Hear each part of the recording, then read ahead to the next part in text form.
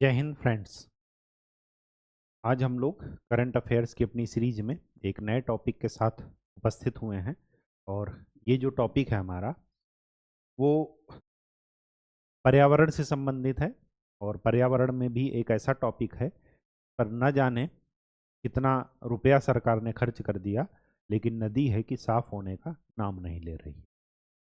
ठीक, कुछ प्रशासन की लापरवाही, कुछ सामाजिक असहयोग, और फाइनली रिजल्ट ये रहा कि इतने पैसे खर्चे होने के बाद भी नदी जो है वो स्वच्छ नहीं हुई। ठीक, जो एक गाना याद आता है कि राम तेरी गंगा मैली हो गई, पापियों के पाप धोते धोते। तो ये जो हमारा टॉपिक है वो है नमामि गंगे प्रोजेक्ट से। और हाल फिलहाल ये न्यूज में क्यों था? क्योंकि national mission for clean Ganga,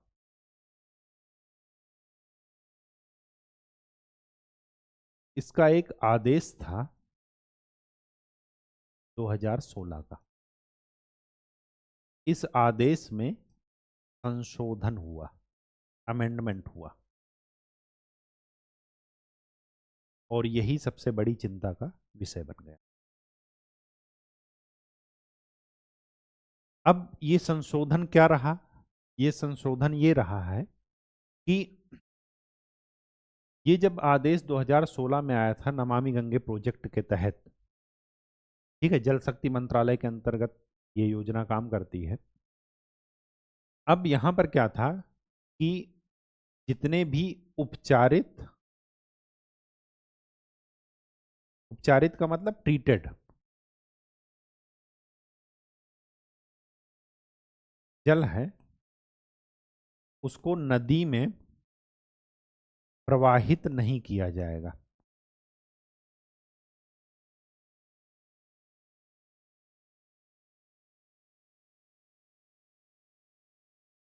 पहले क्या था कि लोग गंगा किनारे इंडस्ट्री लगा दिए।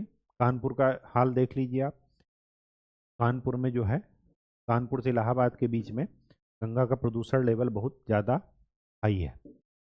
ठीक, वहाँ पर चमड़ा उद्योग इसी नदी के किनारे फला फूला। आगरा में देख लीजिए यमुना नदी। अब क्या है कि ये जो ट्रीटेड वाटर था उसको नदी में नहीं डाल सकते थे, ये लिखा था 2016 वाले आदेश में। लेकिन ये जो संशोधन हुआ वहां से ये नहीं वर्ड हटा दिया गया। मतलब अब क्या संशोधन हो सकता, संशोधन हो गया कि जो ट्रीटेड वाटर है इसको आप नदी में डाल सकते हैं। वजह क्या दी गई? वजह ये दी गई कि जल प्रवाह जो है वो क्या करना है, मेंटेन रखना है, बनाए रखना है, जिससे कि नदी की पारिस्थितिकी वो बिगड़े नहीं। लेकिन अब मछलियों को प्रदूषित पानी पिलाने से अच्छा है तो उनको पानी कम पिलाया जाए। ठीक, प्रदूषित पानी पीने की अपेक्षा। गंगा डॉल्फिन आपने सुना होगा, उसके लिए भी प्रदूषण क्या है, हानिकारक है। वो पॉल्यूटेड रिवर का इंडिकेटर है। अगर जो है आपकी स्वच्छ नदी होगी तो उनकी संख्या अपने आप बढ़ेगी, अगर पॉल्यूटेड होगी तो उनकी संख्या अपने आप क्या हो जाएगी, कम हो जाएगी। तो ये जो आदेश है इसने सोचने पर मजबूर कर दिया कि ये जो ट्रीटेड वाटर है इसका इस्तेमाल अगर हम नदी में वापस जो है उसको नदी में भेजते हैं तो उससे नदी का पारिस्थितिक तंत्र तो बिगड़ेगा ही बिगड़ेगा। साथ में दूसरी दिक्कत ये आएगी कि जो इस प्रोजेक्ट के तहत हमने इतना रुपया खर्चा किया और नदी को जो है एक देवी या माता का रूप दे करके उसको हम इतने दिनों से संरक्षित करते आए हैं, तो क्या वो संरक्षण अभी भी रहेगा या उसमें ह्रास होगा? तो ये चीज़ें हमें देखनी है। अब देख लेते हैं कि इससे संबंधित क्या क्या इशू हैं। इशू ये है कि सबसे पहले ये जान लेते हैं कि हमारे देश में लगभग 33,000 MLD सीवेज वाटर आता है। एमएलडी का मतलब मेगा लीटर पर डे, ठीक।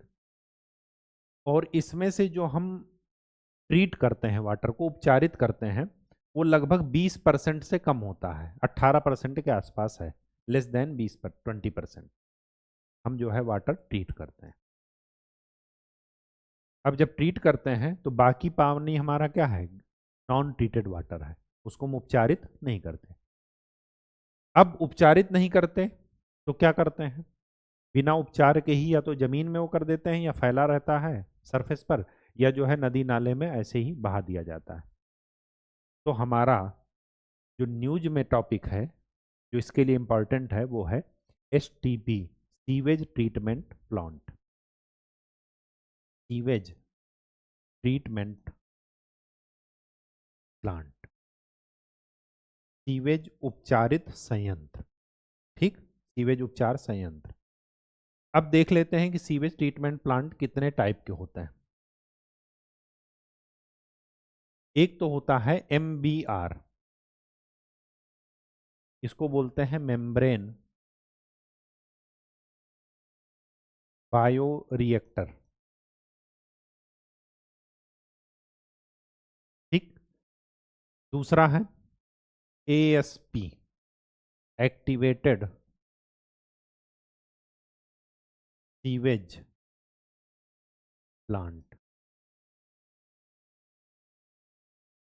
तीसरा है सीक्वेंसिंग बायोरिएक्टर्स, SBR। और चौथा है MBBR।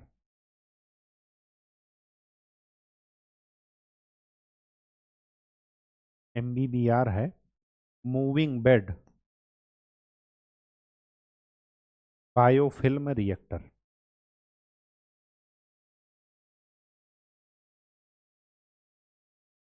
ये टेक्नोलॉजी के आधार पर इनका नाम है, ठीक। इसमें क्या है कि जब नॉर्मल जो है गंदा पानी आता है, उसको क्या कर रहे हैं, अच्छा वो गंदा पानी कहाँ का आता है, या तो जो है औद्योगिक अपशिष्ट का होगा, या जो है जो किचन वेस्ट से, या जो है क्या कहते हैं किसी उद्योग से या हॉस्पिटल से जो टॉयलेट का वाटर होता है, ये सब जो है वो उन्हीं वाटर को क्या कर रहे हैं, ट्रीट कर रहे हैं। तो इसके लिए क्या कर रहे हैं, मेम्ब्रेन लगाए दे रहे हैं। तो वो क्या कर रहा है, जो उसका स्लज है वो उसको अलग कर दे रहा है, और साफ पानी जो है कई चरणों से आगे बढ़ता है। सभी में यही है। एक्टिवेटेड सीवेज में क्या है, एक्टिवेटेड कार्बन का इस्तेमाल करते हैं। सीक्वेंसिंग बायोरिएक्टर में कई सारे बायोरिएक्टर सीक्वेंस में लगाए जाते हैं और एक रिएक्टर से दूसरे रिएक्टर में जाता है। इनका नाम इंपॉर्टेंट है, बाकी टेक्नोलॉजी आपके लिए इंपॉर्टेंट नहीं है। बस ये ध्यान रखिए कि ये चीज़ें होती हैं। MBBR में क्या है, यहाँ पर क्या करते हैं, कुछ जो है बायोफिल्म्स होती हैं, छोटे छोटे टुकड़े होते हैं, उनको उसमें मिला दिया जाता है। फिर वो क्या करते हैं, सारी गंदगी अपने सरफेस पर ही अपने आप वो कर लेते हैं, आप वो भारी हो जाते हैं, और फिर अपने आप क्या करें, गंदगी बैठ जाएगी और पानी जो है वो एक चैम्बर से दूसरे चैम्बर में चला जाता है, ठीक। बाद में जो गंदगी है उसको स्लज के रूप में बाहर निकाल लेते हैं, ठीक है। तो ये होता है STP। इसमें आपको दो चीज़ें ध्यान में रखनी है। पहली बात तो इसकी इनपुट या इंस्टॉलेशन कॉस्ट मूल्य बहुत ज़्यादा होता है, और उससे भी ज़्यादा ऑपरेशनल कॉस्ट होती है, क्योंकि जितना ज़्यादा पानी गंदा होगा, इनमें जो भी रॉ मटेरियल लगेगा वो टाइम टाइम पर आपको चेंज करना पड़ेगा। तो ऑपरेशनल कॉस्ट बहुत ज़्यादा। तो ये फायदे का सौदा होगा या नहीं, आपको देखने से तो लग रहा कि फायदे का सौदा नहीं है, लेकिन लॉन्ग वे में जब हम सतत विकास की या धारणीय विकास की अवधारणा पर बात कर रहे हैं कि हम अपनी आने वाली पीढ़ी को कैसा जो है पारिस्थितिकी तंत्र दे कर जाएंगे, तो उसके सामने ये कास्ट क्या है, बहुत कम है। लेकिन यही इसका क्या है, ड्रॉबैक है कि ये फायदे का सौदा नहीं है, ठीक। दूसरी बात, ये जो हमने पानी ट्रीट किया, इसका इस्तेमाल कहाँ करेंगे, इसका इस्तेमाल शौचालय में करेंगे, किचन गार्डनिंग में करेंगे,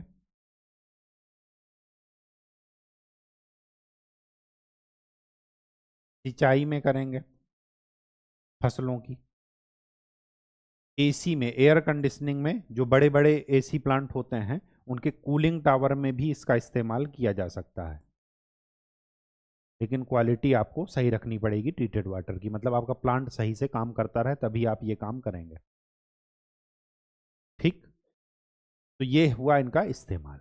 अब हमें ये सोचना है कि क्या हमारे पास केवल ये जो हमारे पास टेक्नोलॉजी है, अगर टेक्नोलॉजी आ जाए तभी हम काम कर सकते हैं, या नेचुरल रूप से हमारे पास कई सारे प्रोसेस या विधियां हैं, मेथड्स हैं, तो नेचुरल प्राकृतिक विधियां भी हैं।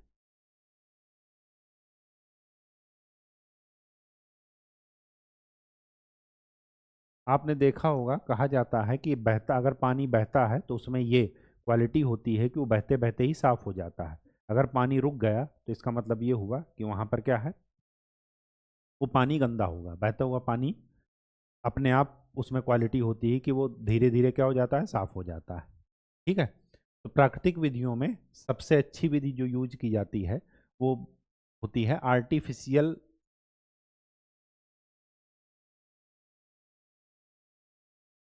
आर्द्र भूमि बना देना। ठीक, गंदगी कुछ टाइम बाद अपने आप बैठ जाएगी, उसके बाद हम क्या कर लेंगे, साफ पानी ले लेंगे। ठीक, फिर दूसरा क्या तरीका हो सकता है,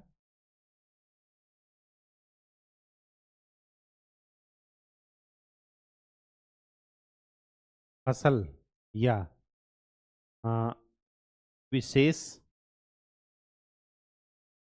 प्रकार के पौधे जो कि पानी को साफ करने की कैपेसिटी रखते हैं। ठीक, जैसे मैंग्रोव वन, वो दलदल में पाए जाते हैं। ठीक, तो क्या करते हैं कि मिट्टियों को जो है अपने उसमें जो है, मतलब जो क्या कहते हैं उसे, सेडिमेंटेड, मतलब अवसादी जो अवसाद होते हैं उनके तलछट पर, उसको वो क्या कर सकते हैं, अपनी जड़ों में दबा लेते हैं। ठीक, और शुद्ध पानी क्या, जो साफ पानी क्या है वो ऊपर रहेगा। ठीक, तो ये प्राकृतिक विधियां हैं। दूसरी तीसरी एक विधि है, नाम मुझे नहीं ध्यान आ रहा है,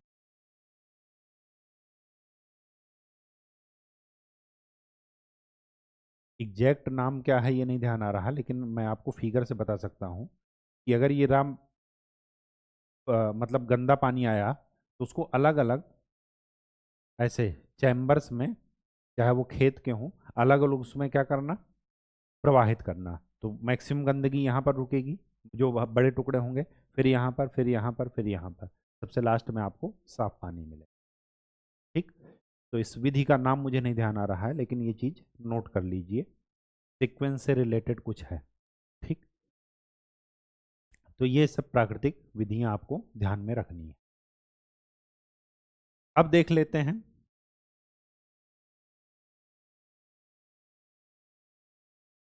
एक हमारे पास राष्ट्रीय शहरी स्वच्छता नीति, ये आई थी 2008 में। इसके तहत जल आपूर्ति और स्वच्छता, ये किसके अंडर में आते हैं, अर्बन लोकल बॉडीज के अंडर में, नगर निगम, नगर पालिका। और 74वें संविधान संशोधन 1993, इसके द्वारा ये जो सब्जेक्ट हैं, ये पहले राज्य सरकार के राज्य सूची के सब्जेक्ट थे, उनमें से राज्य सूची में से 18 सब्जेक्ट निकाल करके कहाँ दिए गए, यूएलबीज में। तो अब ये किसके सब्जेक्ट हो गए, स्थानीय गवर्नमेंट के, स्थानीय सरकार के। ठीक, नगर पंचायत, नगर निगम, इनके अंडर में। ठीक, तो ये चीज़ें जरा ध्यान में रखिएगा। राष्ट्रीय शहरी स्वच्छता नीति 2000। अब हमारे पास बात ये आती है कि क्या क्या इनिशिएटिव्स हम लोग लिए हैं पहले, क्या क्या पहले हम लोगों ने की। उसमें सबसे पहला आप याद रखिएगा, अमृत, अमृत मिशन इसको बोलते हैं। इसका फुल फॉर्म क्या है? कायाकल्प और शहरी विकास के लिए अटल मिशन।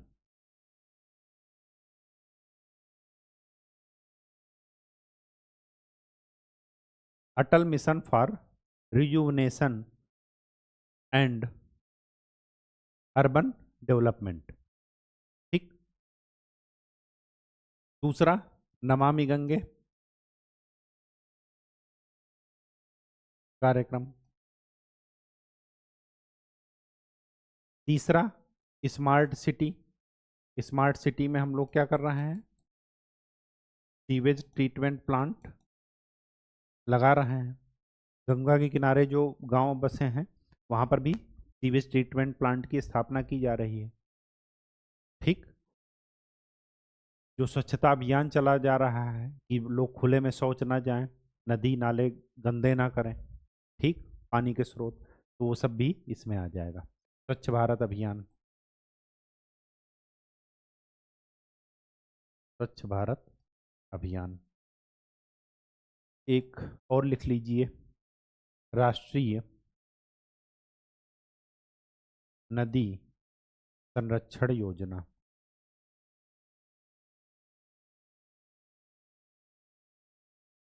ये सब हमारे क्या हैं? इनिशिएटिव्स हैं।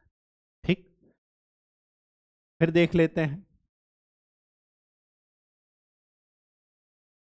चुनौतियां क्या क्या हैं।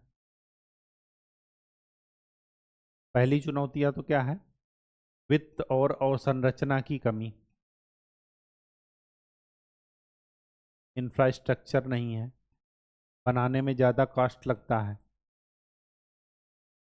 तो लोग बनाना पसंद नहीं करते, इंडस्ट्री वाले। फिर प्रौद्योगिकी की कमी, टेक्नोलॉजी।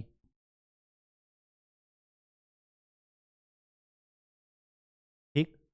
तीसरा, एक रूपता का अभाव या विशिष्ट फ्रेमवर्क का अभाव।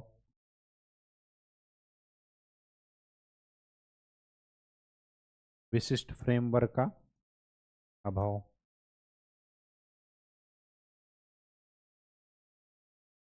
जो जल है वो किस लिस्ट में है? राज्य सूची का विषय है, ये ध्यान रखिएगा। तो इसी वजह से सॉरी, क्या कहते हैं, जल आपूर्ति और स्वच्छता वो राज्य सूची से हटाकर किसको दिए गए? राज्य ने किसको दिया? अर्बन लोकल बॉडीज को। ठीक है, स्थानीय जो सरकार हैं, शहरी निगम हैं, उनको दिया गया। ठीक। तो ये जरा, ये भी आपके ऑब्जेक्टिव क्वेश्चन में पूछा जाता है कि जल वो किस सूची का विषय है। ठीक। विशिष्ट फ्रेमवर्क का अभाव। तीसरी बात क्या है?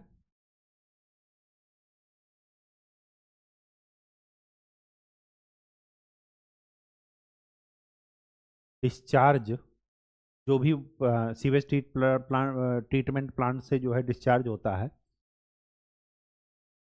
मानकों में अंतर, क्योंकि अलग अलग स्टैंडर्ड का पानी अलग अलग यूज होगा। ऐसा नहीं कि वही पानी सिंचाई में भी यूज होगा, वही को एसी के कूलिंग टावर में भी यूज होगा और वही जो है टॉयलेट में भी यूज होगा, ऐसा नहीं है। ठीक है, अलग अलग स्टैंडर्ड का है।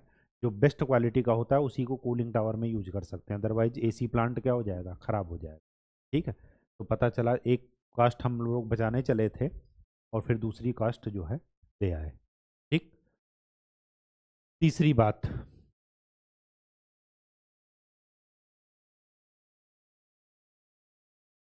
राज्यों की उदासीनता। राज्य ये सोचते हैं कि इसमें फंड हम क्यों दें, केंद्र सरकार की योजना है, केंद्र अपना देगा तब हम काम करेंगे, अदरवाइज हम इंडस्ट्री चलाते रहें, इंडस्ट्रियलिस्ट को जो है वो सह दें और वो आराम से नदी नाले गंदी करती रहें, हमें टैक्स देते रहें। तो ये उदासीनता भी क्या है, सबसे बड़ी चुनौती है। ठीक। अब जब आपको चुनौती पता चल गई तो आप इसका समाधान भी निकाल लीजिए, और जब समाधान निकालेंगे तो वही आपके क्या होंगे, सुझाव। ठीक। तो आज के लिए इतना ही।